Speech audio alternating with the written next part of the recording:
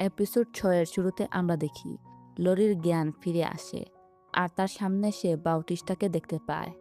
সে ঠান্ডা মাথায় বলে, তুমি তো জেগে উঠেছ, একদম ঠিক সময়ে। তারপর সে লরিকে ভয় দেখিয়ে বলে, তুমি তো জানতে চেয়েছিলে নিখোঁজ ছাত্রদের কি হয়েছে, তাই না? তাহলে শুনো। সে স্বীকার করে যে সে একে একে সবাইকে নিজ হাতে হত্যা করেছে। তারপর তাদের দেহ গলিয়ে ফেলেছে। কথাগুলো বলার সময় তার মুখে কোনো অনুশোচনা নেই। এরপর সে বলে, কিন্তু তুমি স্পেশাল, তোমাকে জীবন্ত অবস্থায় গলিয়ে মারব। তারপর যখন সে লরির উপর সেই অ্যাসিডগুলো ঢালবে, তখন একটা ফোন তার চলে আসে। তখন সে বিরক্ত হয়ে বলে, একটু দাঁড়াও, আমি ফিরে আসছি। যাওয়ার আগে সে লরিকে বলে চুপ থাকার জন্য, কিন্তু লরি সুযোগ বুঝে শব্দ করার চেষ্টা করে, যেন কেউ তাকে শুনতে পায়। এদিকে বাউটিস্টার মা তাকে ফোন করেছিল। সে স্বাভাবিক গলায় তার মার সঙ্গে কথা বলতে শুরু করে, যেন কিছুই হয়নি। তার মা জিজ্ঞাসা করে সে কোথায় আছে, কেন ফোন ধরছিল না, সেমিস্টার ব্রেকে বাড়ি যাবে কি না। ছেলেটা মিথ্যা বলে আর জানায় সে ক্লাসে ছিল, কিন্তু ফোনেই লরির শব্দ তার মা শুনতে পায় আর সঙ্গে সঙ্গে সন্দেহ করে জিজ্ঞাসা করে, এত আওয়াজ কেন, তুমি কোথায়? সে দ্রুত ফোন কেটে দেয়। ফোন কেটে সে ভীষণ রেগে যায়। ফিরে এসে চিৎকার করে বলে, এতক্ষণ ধরে বিরক্ত করছো কেন? এই সুযোগে আমরা দেখি লরি সেখান থেকে পালানোর চেষ্টা করে, কিন্তু এতে ব্যর্থ হয়। বাউটিস্টা আবার তাকে জোর করে ধরে আটকে রেখে দেয়। ঠিক তখনই আমরা দেখি যে লরি লরি শব্দ করে চিৎকার করতে করতে কেউ যেন ভিতরে ঢুকছিল। ঠিক তখনই আমরা দেখি লকি সেখানে চলে আসে লরিকে বাঁচানোর জন্য। লকি হয়তোবা ভাবে এতদিন যা কিছু হয়েছে সবকিছুর পিছনে বাউটিস্টার হাত, মানে বাউটিস্টাই হয়তোবা সেই এম। লকি আর সেই ছেলেটার মধ্যে খুব বাজেভাবে লড়াই হয়। এক পর্যায়ে আমরা দেখি লকি জিতে যায় আর ছেলেটার অবস্থা অনেক বেশি খারাপ ছিল। তখন লকি জানায় যে এই মুহূর্তের জন্য সে অনেকটা অপেক্ষা করেছে। তারপর ছেলেটা একে একে তার অপরাধগুলো বলতে শুরু করে, যে কিভাবে সে কাউকে টের না দিয়ে ভিকটিমদের অপহরণ করেছে, কিভাবে মৃতদেহ ড্রামের ভিতর সোডিয়াম হাইড্রোক্সাইড দিয়ে গলিয়েছে, আর কিভাবে সেই গলানো অবশিষ্টাংশ ফেলে দিয়েছে। কিন্তু লকি বলে, তোমার সবচেয়ে বড় ভুল ছিল যে দেহগুলো গলানোর পর সেগুলো সঠিকভাবে সরাতে না পারা, কারণ সোডিয়াম হাইড্রোক্সাইডে মানুষের দেহ গলালে তীব্র গন্ধ হয়। অ্যানাটমি রুমের বেসমেন্টে সবসময় সেই কেমিক্যালের বাজে গন্ধ পাওয়া যেত, যা থেকেই সন্দেহ শুরু হয়েছিল। অনেকে বলছিল সেখানে পচা কিছু নয়, বরং রাসায়নিকের মতো গন্ধ আসে। নাকে ঝালা করে মাথা ব্যথা করে। খুনি তখন এসব শুনে বিরক্ত হয়ে বলে, অনেক জ্ঞান দেখাচ্ছ। লকি আবার ব্যারিস্টাকে একটু মার দেয় আর বলে, আমি তোমাকে রিফ্রেশিং কেমিস্ট্রি দেখাচ্ছি। তারপর লকি বলে, তুমি আমাকে একটু হতাশ করেছ। আমি ভেবেছিলাম তুমি আগের দেখা অপরাধীদের চেয়ে বেশি বুদ্ধিমান হবে। তারপর সে সরাসরি জিজ্ঞাসা করে, এখন কি রিয়াকে মারার জন্য আফসোস হচ্ছে? খুনি সঙ্গে সঙ্গে অস্বীকার করে বলে, তুমি কি বলছো? রিয়াকে আমি কাউকেই চিনি না। লকি বুঝতে পারে সে এখানে মিথ্যা বলছে। সে বলে, ঠিক আছে, তাহলে পুরো নিয়মেই জিনিসটা হবে, চোখের বদলে চোখ, দাঁতের বদলে দাঁত। তারপর লকি বলে, ঠিক আছে, তুমি যেভাবে অন্য মেয়েদের দেহ গলিয়ে মেরেছ, আমিও তোমাকে ঠিক সেভাবেই মারব। তখন খুনি ভয় পেয়ে যায় আর বলে, তুমি ভুল করছো, আমি এম না। এম কে আমি তাও জানি না। কিন্তু লকি আর বিশ্বাস করে না। সে জানায় যে যদি তুমি জেনিসিসকে বিষ না খাওয়াতে, তাহলে সে অনেক আগেই বলে দিত তুমি এম। লকি সেখানে বিভিন্নভাবে পাটান মিলাতে থাকে। এক পর্যায়ে ব্যারিস্টার কিছু একটা হিন্ট দিয়ে দেয়, যেটা কিনা লকির জন্য যথেষ্ট ছিল। লকি সঙ্গে সঙ্গে চিৎকার করে বলে, তাহলে তুমিই এম, সব খুনের পিছনের সেই এম, রিয়ার খুনিও তুমি। তখন চাপের মুখে পড়ে খুনি স্বীকার করে যে সে জেনেসিস আর 3জন নারীকে মেরেছিল, কিন্তু এরপর সে বলে, আমি রিয়াকে চিনি না আর আমি এম নই। লকি তখন নিজেকে আর সামলাতে পারে না। সে রাগে ফেটে পড়ে আর বলে, মিথ্যাবাদী, ডোন্ট প্লে উইথ মি। সে খুনিকে শেষ করে দিতে যাচ্ছিল। ঠিক তখনই লরি এসে তাকে থামিয়ে দেয়। লরি লকিকে ধরে আর বলে, তুমি যা করতে যাচ্ছ সেটা কি সত্যি সঠিক? যদি তুমি এখন তাকে মেরে ফেলো, তাহলে তোমার আর তার মধ্যে কোনো পার্থক্য থাকবে না, তুমিও একজন খুনিতে পরিণত হবে। সে আরও বলে, এখনও আমরা শিওর না যে সেই রিয়াকে মেরেছে।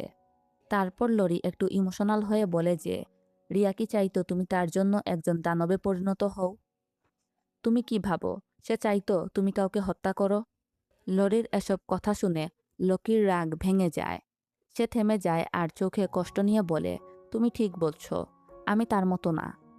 এরপর আমরা দেখি লরিকে নিয়ে লকি হেলথ সাপোর্ট কেয়ারে যায়। তখন নার্স তার হাত পরীক্ষা করে বলে, বাধা থাকার কারণে কবজিতে হালকা ক্ষত হয়েছে, তবে বড় কোনো শারীরিক আঘাত নেই।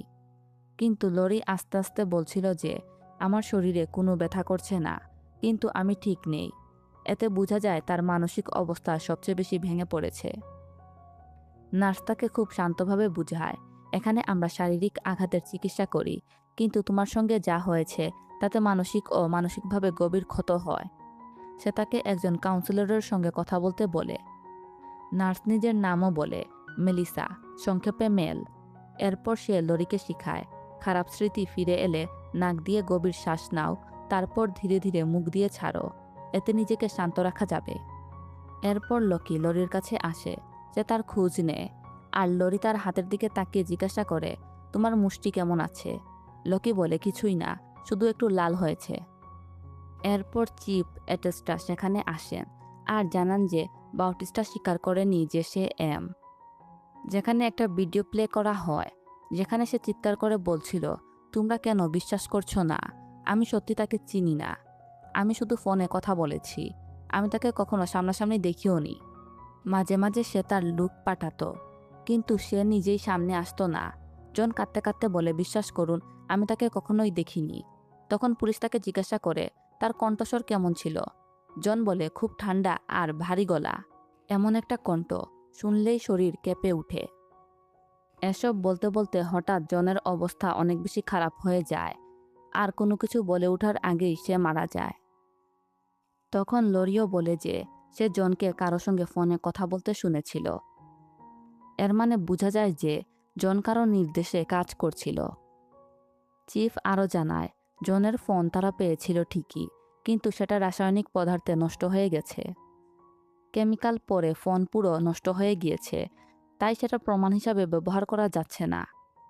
এরপর লোকি একটু গভীরভাবে বলে, সে সব জায়গায় আছে লরি, তার চোখ কান চারিদিকে ছড়িয়ে আছে। তারপর হঠাৎ তারা আবার ভিডিওর দিকে তাকিয়ে খেয়াল করে জনের মুখ দিয়ে যখন ফেনা বের হচ্ছিল, তখন সে কিছু একটা বলার চেষ্টা করছিল। ধীরে ধীরে তারা শুনতে পায় জন একটা শব্দ বলছিল, মরিয়াটি। তারপর আমরা দেখি লরি তার আগের হয়ে যাওয়া ঘটনাগুলো মনে করতে থাকে, আর হঠাৎ তার ঘুম ভেঙে যায়। সে দেখে লোকি কিছু ভিডিও প্লে করছিল আর রহস্য উন্মোচনের চেষ্টা করছিল। আমরা জানতে পারি যে লোকি সারা রাত ঘুমায়নি। লরি বলে, আমি তো ভেবেছিলাম তুমি তন্ত্রমন্ত্র করছো। তারপর লোকি তাকে কিছু ছবি দেখায়। ছবিগুলো বিভিন্ন অ্যাক্টরসের, যারা শার্লক হোমসের আধুনিক সংস্করণে মরিয়ার্টি চরিত্রে অভিনয় করেছে। সে এক্সপ্লেইন করে, জেমস মরিয়ার্টি হচ্ছে শার্লক হোমসের সবচেয়ে বড় শত্রু, একজন গণিতের অধ্যাপক যাকে বলা হয় অপরাধ জগতের নেপোলিয়ন। পৃথিবীর অর্ধেক অপরাধের পিছনের মাস্টারমাইন্ড হিসাবে তাকে ধরা হয়। তখন লোকি বুঝে যায় এম এর আসল নাম এম না, আর মরিয়ার্টি শুধু তাদের কোড নেই। লরি অবাক হয়ে জিজ্ঞাসা করে যে তাহলে সে কেন এই নাম ব্যবহার করছে। লোকি বলে, সম্ভবত সে নিজেকে একজন বুদ্ধিমান অপরাধী মনে করে যে সবার সঙ্গে খেলা করছে। এরপর লরি জানতে চায়, কিন্তু সে মানুষগুলোকে মারছে কেন? তারা তো তার কোনো ক্ষতি করেনি। লোকি বলে, সব ভিকটিমদের কেস এক না। জেনিনের ঘটনা আলাদা, সেটা আবেগের বশে করা অপরাধ, কিন্তু বাকিদের খুন একে অপরের সঙ্গে জড়িত। লোকি বলে, হয়তো উপন্যাসের মতোই মরিয়াটি আমাদের সঙ্গে খেলা করছে, আর আমি তার হোমস। ঠিক তখনই লরির একটা গুরুত্বপূর্ণ বিষয় মনে পড়ে। সে বলে, আমি যখন ড্রামের ভিতর ছিলাম তখন কেউ জনকে ফোন করেছিল। জন ফোনে অন্যজনকে বলছিল আমরা তাকে একটা শিক্ষা দিব। এরপর লোকি বলে, পুরো কেসটা তার কাছে অদ্ভুত লাগছে, কারণ এখন পরিষ্কার মরিয়াটি হয়ে কেউ কাজ করছে। শুধু বাইরের লোক নয়, ক্যাম্পাস পুলিশের ভিতরেও কেউ থাকতে পারে। আর যদি সেটা সত্য হয় তাহলে অনেক কিছুই মিলে যায়। জনের ফোন কেন নষ্ট হয়ে গেল? কেন পুলিশের হেফাজতে থাকতেই তাকে বিষ দেওয়া হলো? সবকিছুর উত্তর এখনো পাওয়ার বাকি। এই কথা বলেই লোকি ঘুমাতে যাওয়ার প্রস্তুতি নেয়। যাওয়ার আগে সে লরেলাইকে বলে, একটা অনুরোধ আছে, চারপাশে সন্দেহজনক কিছু দেখলে খেয়াল রাখো, সবসময় সতর্ক থাকবে। বিশেষ করে যখন একা থাকবে। আমি চাই না তোমার সঙ্গে আবার এমন কিছু ঘটুক। এরপর আমরা দেখি নিহত ছাত্রদের স্মরণে একটা অনুষ্ঠান চলছে, যেখানে সবাই তাদের জন্য অনেক কষ্ট পাচ্ছিল। আর তারা বলছিল আমরা শুধু তাদেরকে মনে রাখতে পারি আর ন্যায় বিচারের জন্য লড়াই করতে পারি। এরপর সিন চেঞ্জ হলে আমরা দেখি লকির রেজাল্ট নিয়ে কথা হয়। দেখা যায় পরীক্ষার সব নম্বর 0। লরি অবাক হয়ে জিজ্ঞাসা করে, এগুলো 0 কেন? তুমি তো এত বুদ্ধিমান, একটা প্রশ্নেরও উত্তর দাওনি। লকি একটু অন্যভাবে বলে, আমি অন্যদের মতো নম্বর আর পুরস্কারের পেছনে দৌড়াই না। আমি সংখ্যার দাস হতে রাজি নই। মেডেল, সার্টিফিকেট এসব আমার কাছে কিছুই না। লরি একটু চিন্তিত হয়ে বলে, কিন্তু ফেল করলে তো আবার ভর্তি হতে টাকা লাগবে, গ্র্যাজুয়েশনেও দেরি হবে। লকি উত্তর দেয়, এখন এসব আমার ইন্টারেস্টেড না। আমার কাছে সবচেয়ে গুরুত্বপূর্ণ হলো এই ক্লাব। লরি তাকে বুঝায়, আমরা যতই ক্লাবের দায়িত্ব নেই না কেন, শেষ পর্যন্ত আমরা স্টুডেন্ট। আমাদের প্রথম কাজ হলো পড়াশোনা শেষ করা। ভবিষ্যতের জন্য জ্ঞান আর দক্ষতা দরকার। লকি শেষে বিরক্ত ভঙ্গিতে বলে, আচ্ছা ঠিক আছে। ঠিক তখনই তাদের রুমে আসে রোজেটা, প্যারানর্মাল ক্লাবের সদস্য। সে বলে একটা ব্যাপারে মতামত দরকার। তারা পরিত্যক্ত স্কুল বিল্ডিংয়ে ভূত শিকারের কাজ করছিল। 5 দিন ধরে যাতায়াত করেও কিছু পায়নি, কিন্তু এবার একটা অদ্ভুত শব্দ রেকর্ড করেছে। সে উত্তেজিত হয়ে ভিডিওটা দেখায়। ভিডিওটিতে দেখা যায় তারা 2য় তলায় ঘুরছে। সবাই বলছে এখানে কিছুই নেই, হয়তো ভুল খবর ছিল। হঠাৎ কোথাও থেকে রহস্যময় শব্দ ভেসে আসে। সবাই থমকে যায়, কেউ ভয় পেয়ে যায়, কেউ ভাবে বন্ধুদের কেউ মজা করছে। আবার শব্দ হলে তারা আতঙ্কিত হয়ে বলে, মনে হচ্ছে সত্যি এখানে ভূত আছে। ভিডিও শেষ হওয়ার পর লকি বলে, আমরা কবে থেকে ভূতের কেস সলভ করি? এসব তো প্যারানর্মাল ক্লাবের কাজ। তারা ঠিক করবে ব্যাপারটা সত্যি নাকি মিথ্যা। আমাদের কিউইডি ক্লাব শুধু তথ্য আর প্রমাণের উপর নির্ভর করে। লরি তাকে থামিয়ে দেয়। রোজেটা তখন পুরো কথা মনে করিয়ে দেয়। সে বলে, হোয়াইট হোস্টেলে প্রথম দেখা হওয়ার সময় লকি তাকে প্রমিস দিয়েছিল যে তারা তদন্ত করলে সে তাদের সাহায্য করবে। সে তো তাদের কেসগুলো কনফেশন পেজে পোস্ট করেছিল, লরির ব্লগও প্রচার করেছিল, তাই তাদেরও উচিত তাকে সাহায্য করা।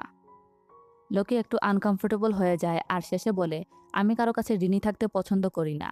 যদি তুমি সত্যি এত সাহায্য করে থাকো, তাহলে হয়তো এবার আমরা তোমার উপকার করব। রোজেটা খুশি হয়ে যায় আর বলে, এই রহস্যময় শব্দের রহস্য বের করতে পারো, আমি তোমাদের ঋণ মাফ করে দেব। লরিও সঙ্গে সঙ্গে বলে, অবশ্যই, লকি তার কথার মানুষ, তাই আমরা আসবই। রোজেটা আনন্দে ঠিকানা পাঠিয়ে দেওয়ার কথা বলে চলে যায়। রোজেটা চলে যাওয়ার পর লকি বিরক্ত হয়ে বলে, ইস, কেউ যদি এখন আমাদের আরও বেশি ইন্টারেস্টিং কোনো কেস দিত। ঠিক তখনই দরজায় হাজির হন প্রফেসর মুরায়োটা। তারা অবাক হয়ে যায়। তিনি বলেন, শুনেছি তোমাদের ক্লাব সমস্যা সমাধানে খুব ভালো, তাই আমি এসেছি। লরি তাকে পরিচয় করিয়ে দেয় লকির সঙ্গে। প্রফেসর বলেন, তোমাদের ক্লাবের কথা অনেক শুনেছি, অবশেষে দেখা হলো। প্রফেসর মুরায়োটা জানান যে তিনি বড় বিষয় বানাতে চাননি, তাই ক্যাম্পাসের পুলিশের কাছে যাননি, কারণ কেউ মারা যায়নি বা আহতও হয়নি। কিন্তু তার এক স্টুডেন্ট হঠাৎ নিখোঁজ হয়েছে। ছাত্রর নাম স্টেইন আলবার্টস, 3য় বর্ষের গণিত বিভাগের ছাত্র। আজ ক্লার্ক ইউনিভার্সিটির প্রতিনিধি বাছাইয়ের স্ক্রিনিং ছিল, কারণ সামনে মাস্টার ম্যাথ নামে আন্তঃবিশ্ববিদ্যালয় গণিত প্রতিযোগিতা, আর স্টেইন ছিল সেরা প্রতিযোগীদের একজন। প্রফেসর বলেন, স্টেইন খুব মেধাবী স্টুডেন্ট, কিন্তু সে আজকে ক্লাসে আসেনি। ফোন, মেসেজ, সোশ্যাল মিডিয়া সব জায়গায় যোগাযোগের চেষ্টা করা হয়েছে, কিন্তু কোনো উত্তর নেই। তখন লকি জানতে চায় তাকে শেষ কে দেখেছিল। প্রফেসর বলেন, সহপাঠীরা জানিয়েছে বিকাল 4টার দিকে লাইব্রেরিতে তাকে দেখা গিয়েছিল গবেষণার জন্য। তবে এটা অদ্ভুত, কারণ স্টেইনের পড়ার কোনো দরকারই পড়ে না। তারপর রাতে সে ডোরমেও ফিরেনি। রুমমেটরা ভেবেছিল হয়তো কোনো বন্ধুর বাসায় থেকেছে। এরপর লরি জিজ্ঞাসা করে, যদি স্টেইন স্ক্রিনিংয়ে না আসে তাহলে 3য় বর্ষ থেকে প্রতিনিধি কে হবে? প্রফেসর বলে, মনিকা সেগুন্দো। সে ক্লাস 2য়, কিন্তু সবসময় স্টেইন প্রথম হয়। আর মনিকা বহুদিন ধরে এই প্রতিযোগিতায় যেতে চাইছিল, কিন্তু স্টেইন না থাকায় এখন সুযোগটা তার। তারপর আমরা দেখি লকিরা লাইব্রেরিতে গিয়ে খোঁজ নেয়। লাইব্রেরিয়ান জানায়, হ্যাঁ, তিনি স্টেইনকে দেখেছিলেন। তাড়াহুড়ো করে চলে যাওয়ার সময় সে নিজের ব্যাগ রেখে গেছে, সম্ভবত 4:30টার দিকে। ব্যাগ আর নিতে ফিরেনি। তিনি ব্যাগটা তাদের হাতে তুলে দেন। ব্যাগটা হাতে পেয়ে লরি তো অনেক বেশি খুশি হয়ে যায় আর বলে, দেখো আমি কি পেয়েছি। সে জানায় যদি স্টেইন সত্যি এখানে এসে থাকে তাহলে হয়তো ব্যাগের ভিতর কোনো ক্লু পাওয়া যাবে। ঠিক তখনই তারা মনিকাকে দেখতে পায়। লরি তাকে থামিয়ে কথা বলতে চায়। মনিকা খুবই বিরক্তভাবে বলে, ওই অদ্ভুত ছেলে আজ ক্লাসে আসেনি, হয়তো স্ক্রিনিংয়ের ভয়ে পালিয়েছে। তখন লোকি একটু রুড ভঙ্গিতে বলে, আপনি তো মনিকা সেগুন্দো, ক্লাসের চিরকালীন নাম্বার 2, তাই না? তারপর অভিনন্দন জানায়, কারণ স্টেইন না থাকায় এখন সে নাম্বার 1-এ এসেছে। আর বলে, কি কাকতালীয় বিষয়, আপনার সবচেয়ে বড় প্রতিনিধি ঠিক স্ক্যানিংয়ের দিনই গায়েব হয়ে গেল। এই কথা শুনে মনিকা সঙ্গে সঙ্গে রেগে যায়। তারপর দ্রুত সেখান থেকে চলে যায়। তার আচরণ দেখে লরি লোকিকে জিজ্ঞাসা করে, তোমার কি মনে হয় স্টেইনের নিখোঁজ হওয়ার সঙ্গে তার কি কোনো সম্পর্ক আছে? লোকি ঠান্ডা গলায় বলে, সে আত্মরক্ষামূলক আচরণ করেছে। এরপর লরি আরও তথ্য নিয়ে আসে। সে স্টেইনের ম্যাথ ক্লাবের 2 বন্ধুর সঙ্গে কথা বলেছে। অবাক হয়ে লোকি বলে যে তার আবার বন্ধু আছে। লরি জানায়, অন্তত ওই 2 জন নিজেকে তার বন্ধু বলে দাবি করেছে। তারা বলেছে স্টেইন একটু অদ্ভুত ধরনের ছেলে, খুব বেশি বুদ্ধিমান, তাই সবার সঙ্গে মেশে না। তখন কিছু অদ্ভুত তথ্য জানা যায়। তারা বলেছে স্টেইন যখন কথা বলতো অনেক সময় কোড ব্যবহার করত, কখনো সংখ্যার সিরিজ, কখনো মোর্স কোড, ডট আর ড্যাশ। কারণ তাদের মতে যদি তাদের ফোন চুরি হয়ে যায় তাহলে যেন কেউ মেসেজগুলো বুঝতে না পারে। এসব শুনে লোকির আগ্রহ বেড়ে যায়। সে বলে, বেশ ইন্টারেস্টিং। কি এমন কথা বলতো যা লুকাতে হতো? এত গোপনীয়তা কি? লোকি একটু গভীরভাবে বলে, সবারই একটা না একটা গোপন রহস্য থাকে লরেলাই। হয়তো স্টেইন এমন মানুষ ছিল যে নিজের ব্যক্তিগত জীবন কাউকে জানাতে চাইতো না। এরপর লরি আবার বড় প্রশ্ন তুলে, মরিয়ার্টির কি এর সঙ্গে কোনো সম্পর্ক আছে? লোকি বলে, জানি না। ঠিক তখনই তাদের দরজায় আবার প্রফেসর মুরায়োটা আসেন। তিনি হাসি মুখে বলেন, ভালো খবর, স্টেইন এখনই মেসেজ করেছে। সে বলেছে চিন্তা না করতে, জরুরি একটা কাজ ছিল, তাই আজ স্কুলে আসতে পারেনি। সবাই অবাক হয়ে যায়। প্রফেসর ক্ষমা চেয়ে বলেন, আগেই উত্তর আসা পর্যন্ত অপেক্ষা করা উচিত ছিল। ধন্যবাদ তোমাদের সাহায্যের জন্য। তারপর চলে যান। এরপর লরি আর লোকি যায় রুজেটাদের প্যারানর্মাল ক্লাবের সঙ্গে, সেই পরিত্যক্ত স্কুল বিল্ডিংয়ে, যেখানে নাকি ভূতের শব্দ শোনা যায়। রুজেটা আর তার বন্ধুরা অনেকক্ষণ ধরে তাদের জন্য অপেক্ষা করছিল। লোকি দেরি করে আসায় সবাই মজা করতে থাকে। সবাই মিলে অন্ধকার ভাঙা বিল্ডিংয়ের ভিতর ঢুকে। জায়গাটা খুবই ভয়ঙ্কর, চারিদিকে নোংরা আর নষ্ট দেওয়াল। রুজেটা ভিডিও করতে করতে সামনে এগোতে থাকে। তখন তারা সামনে একটি দেওয়ালের মধ্যে গর্ত দেখতে পায়। একজন সাহস করে সেই গর্তের ভিতর হাত দেয়। দেওয়া মাত্রই আমরা দেখি তার হাত কেউ যেন টানছিল, আর ভয়ে সবাই চিৎকার করতে থাকে। এক পর্যায়ে সবাই লোকিকে বলে কিছু করার জন্য। লোকি খুব শান্তভাবে দেওয়ালটির পিছনে যায় আর দেখতে পারে যে কেউই আসলে তার হাত টানছিল না, সে ইচ্ছা করে তার হাত এভাবে রেখেছিল। লোকি সেই ছেলেটার হাত ধরে আর অপোজিট দিকে ধাক্কা দিয়ে দেয়। ছেলেটা মাটিতে পড়ে যায় আর বাকিদের বলতে থাকে যে কিছু একটা তাকে টানছিল। কিন্তু তখন লোকি সামনে চলে আসে আর বলে, অন্য কাউকে বোকা বানিও। তারপর সেও অ্যাক্টিং বাদ দিয়ে দেয় আর বাকিরা আবার স্বাভাবিক হয়ে যায় আর সামনে এগোতে থাকে। তারপর তারা আবার উপরে 2য় তলায় যায়, যেখানে আগেরবারের অদ্ভুত শব্দ শোনা যাচ্ছিল। কিছুক্ষণ অপেক্ষা করার পর আবার 3বার টুকার শব্দ শোনা যায়। রুজেটা উত্তেজিত হয়ে যায়। লোকি বলে, তারা বলেছিল টুকা আর আঁচড়ানোর শব্দ একসাথে হয়, কিন্তু সে শুধু টুকার শব্দ শুনছে। এরপর তারা একটি পেইন্টিং খুঁজে পায়। একটা ছেলে খুব বেশি ইন্টারেস্ট নিয়ে পেইন্টিংটির কাছে যায়। তখনই একটা ইঁদুর এসে তার উপরে পড়ে যায়। সে ভয়ে ইঁদুরটা অন্যদিকে ছুঁড়ে মারে। এসব দেখে লোকি বলে যে এখানে ইঁদুরের সমস্যা, ভূতের না। কিন্তু রুজেটা হাল ছাড়ে না।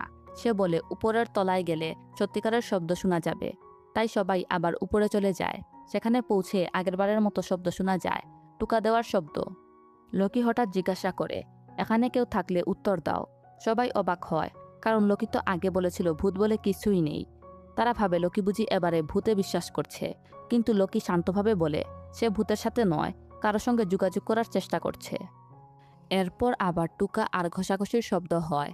লোকি সঙ্গে সঙ্গে বুঝে ফেলে এগুলো এলোমেলো শব্দ না, এটা কোড।